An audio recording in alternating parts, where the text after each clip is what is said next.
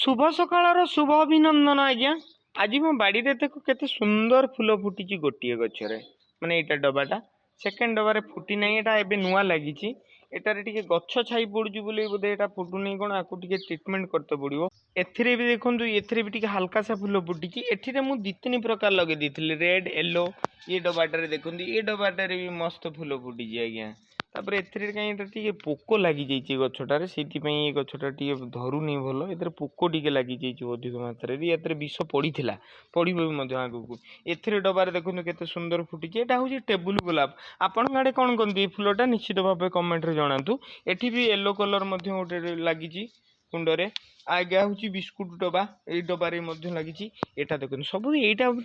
माने आजिर फूल भितर यहीटा सब अधिक फुटी आ लाजवाब देखा लगी ये भी बहुत सुंदर फुटी एटा ए वर्ष नुआ लगी तो ये है नहीं आटा भी सब